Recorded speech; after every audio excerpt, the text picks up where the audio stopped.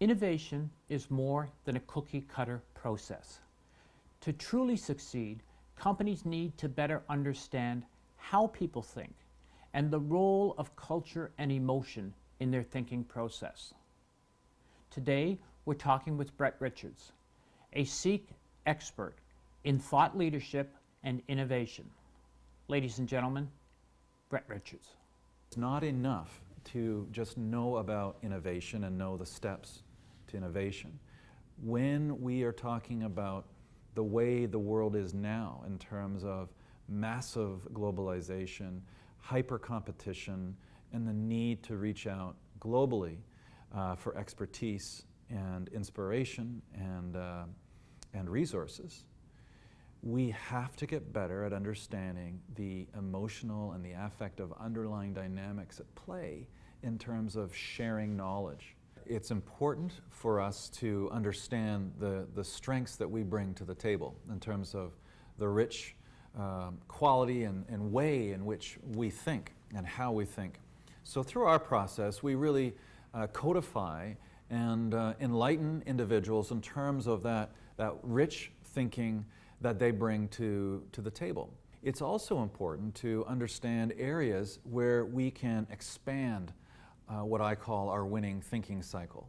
So each of us has a natural style of approach, and what I like to tell my clients is that we have it for a reason because it works for us.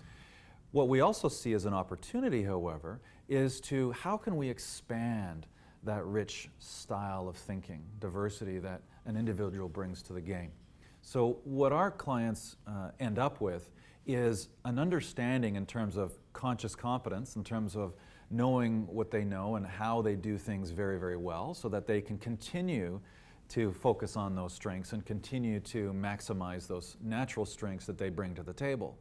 What we also do, though, is allow individuals and raise the awareness in terms of where might be a few opportunities for them to enhance the rich approach that they take to thinking and framing different problems and situations so that they can be even more effective within the context that they are operating within their organization at that particular time.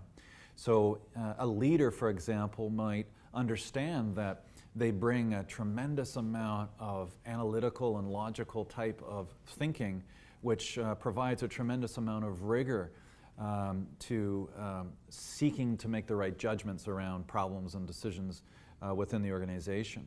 They may find, however, that their organization is undergoing a tremendous amount of change.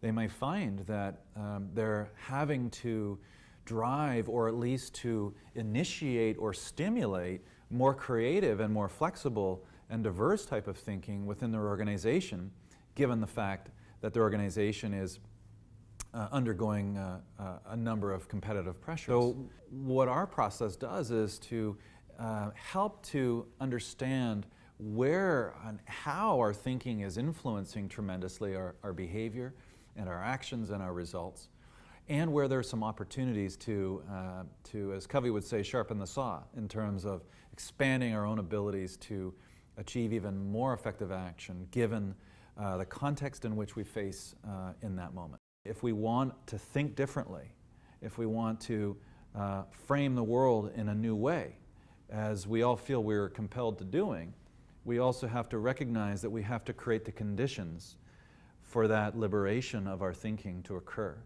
And the liberation is not something that is just an explicit sequential exercise. It's a systemic underlying dynamic. Leaders find that their awareness is being accelerating exponentially.